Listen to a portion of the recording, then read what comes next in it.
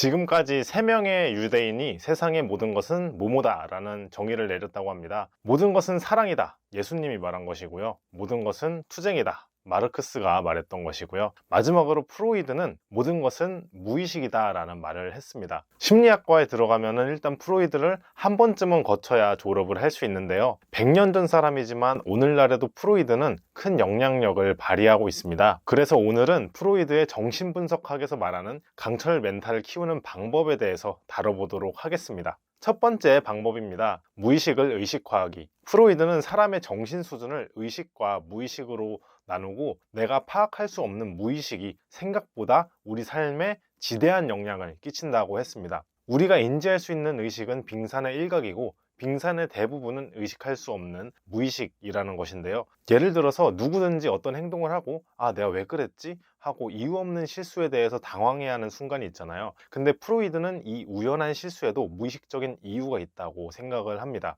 그렇기 때문에 세상의 모든 행동에는 이유가 있다고 설명을 하는데요. 예를 들어서 이런 겁니다. 가족들과 해외여행을 가는데 출국장에 들어가 보니까 여권을 집에 놓고 온 거예요. 분명한 대참사죠. 하지만 프로이드의 관점에서 사실 가족과 해외여행을 가기 싫어해서 그래서 의도적으로 여권을 두고 왔다 라고도 생각을 할 수 있고요. 또 이런 예시도 들 수 있어요. 평상시에 아끼던 물건을 잃어버렸어요. 왜 그랬지 하고 계속 생각을 해봐도 이유를 모르겠어요. 근데 무의식을 잘 생각을 해보니까 그것은 단순 실수가 아니라 그 물건을 준 사람이 사실 싫었는데 사람 대신에 그 물건을 버릴 수가 있다는 것이죠. 그렇다면 이 무의식이 뭐길래 우리의 생각과 행동을 이렇게 은밀하게 조정을 하고 안 그래도 복잡한 삶을 더 복잡하게 만드는 걸까요? 무의식을 쉽게 설명하면 우리가 삶을 살아가면서 얻었던 다양한 경험들 중에 의식 위로 드러내기에 되게 곤란하고 사회적으로 금기시되고 나에게 치명적인 생각들을 보이지 않는 곳에 치워놓은 공간이에요. 자, 그러면은 초등학생 때 나를 왕따시킨 가해자에 대한 기억이 무의식 속에 억눌려져 있다고 생각을 해봅시다. 성인이 된 지금은 큰 문제 없이 살아가는 것 같지만 무의식 속에서는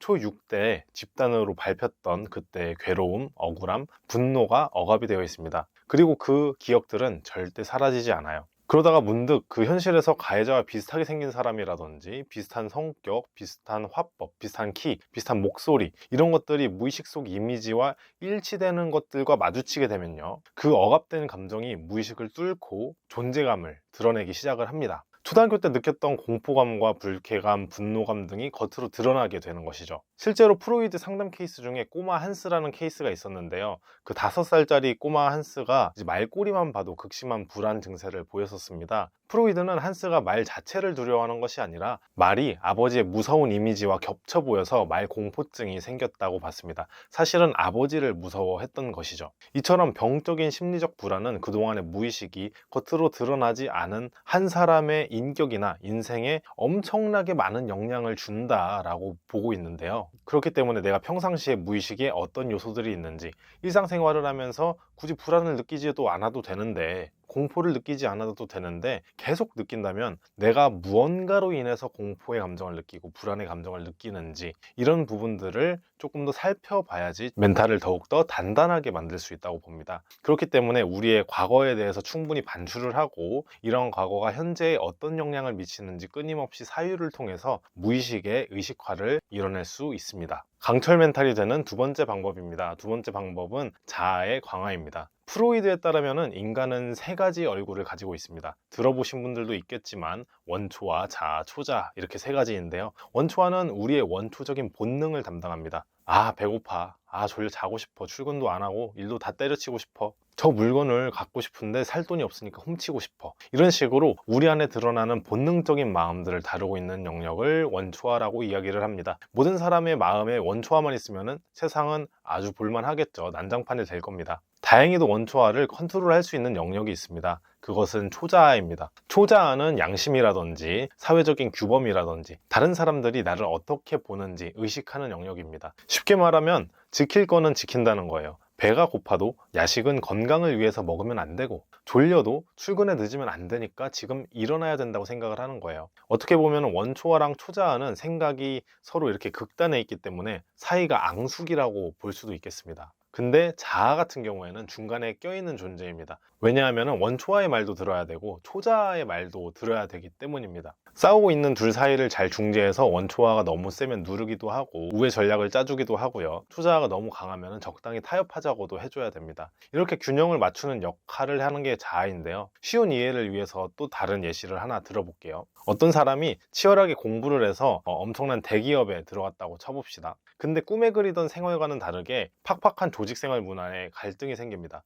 여기서 원초화가 한마디 합니다. 이렇게 살 바에는 그냥 퇴직하고 자유로운 삶을 사는 게 나아. 쳇바퀴 속에 생쥐처럼 살기는 싫어. 그 순간 초자아가 이렇게 말을 합니다. 부모님이 나 대기업 입사하고 나서 얼마나 좋아하셨는데 그냥 다녀. 즐거운 직장이 어딨어. 여기서 자아가 중요해집니다. 정신분석학에서 정신적으로 누가 건강하다고 하면 이 자아가 초자아와 원초화 사이에서 중재 역할을 잘 하고 있다고 말할 수가 있겠습니다. 둘 간에 좋지 않은 관계에서 균형을 잘 잡고 있는 상태를 말할 수 있는 것이죠. 그런데 그 균형이 깨지면은 인간은 당연히 불안을 느끼기 시작합니다. 원초화 쪽이든 초자아 쪽이든 한쪽으로 넘어가면은 균형이 깨질 수밖에 없어요. 원초화 쪽으로 가면요, 자신의 충동이라든지 욕구, 욕심만을 추구하는 쾌락적인 충동적인 삶을 살 가능성이 높고요. 초자아 쪽으로 가면은 행복하게 살기가 쉽지 않습니다. 왜냐하면 내가 원하는 것들을 대부분 절제하고 살아야 되니까요. 그렇기 때문에 이제 이 균형 잡힌 것이 상당히 중요해지는데요. 하지만 이 균형을 잡는다는 것은 기본적으로 자아의 힘이 강해야 되는 겁니다. 자아가 강해야지 원초하든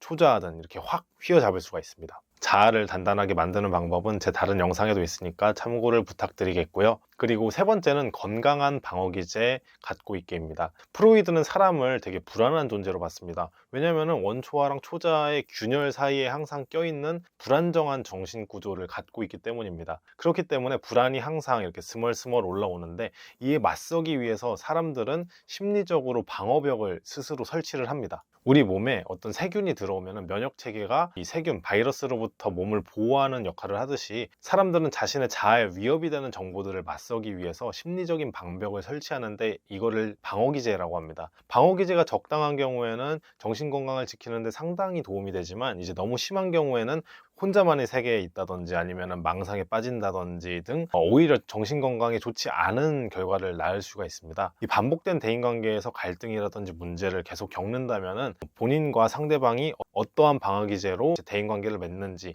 보면은 좋은데요. 일단 방어기제의 스펙트럼입니다. 이렇게 네 가지의 방어기제가 있다고 볼 수 있는데요. 유치하고 미성숙할수록 왼쪽에 있고요. 더 높은 성숙도를 보일수록 오른쪽에 있습니다. 미성숙한 방어기제는 위에 올린 영상을 참고를 해주시고요. 그리고 오늘은 성숙한 방어기제를 위주로 다뤄보도록 하겠습니다. 첫 번째는 유머입니다. 자신의 치부를 가지고 사회적으로 수용되는 방식으로 변환을 시키는 거예요. 예를 들면 자신의 이혼을 유머화시키는 서장훈이라든지 아니면 자신의 단신을 개그 소재로 삼았던 이수근 같은 어쩌면 드러내고 싶지 않을 수도 있었던 그런 부분들을 아무렇지 않게 이야기를 하는 것인데요. 심리적으로 자신의 어떤 개인적인 문제를 사회적으로 풀어내는 것이 건강에 도움이 된다는 심리학 연구 결과들이 많습니다. 이렇듯 유머는 자신의 컴플렉스를 숨기기보다 사회적으로 풀어내는 것이라고 할 수 있겠고요. 그 다음은 가장 건강한 방어기제라고 불리는 승화입니다. 이 본능적인 욕구라든지 참기 어려운 욕망의 에너지를 사회적으로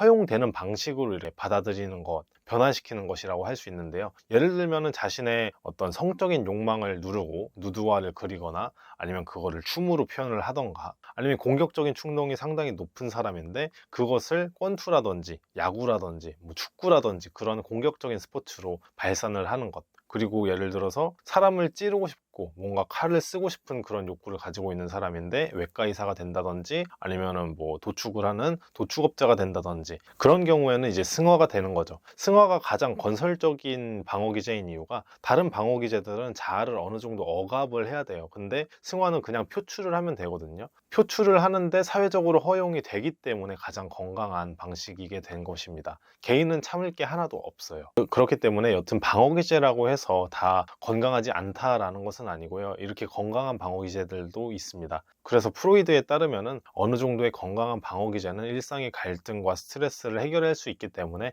이러한 건강한 방어기제를 쓰면은 더더욱 시전이 강해지는 강철 멘탈을 가질 수 있지 않을까 그런 생각을 합니다. 네, 이상 마음대로였고요. 오늘 내용이 마음에 드셨으면 구독과 좋아요 부탁드리고요. 다음 영상에서 뵙겠습니다. 시청해주셔서 감사합니다.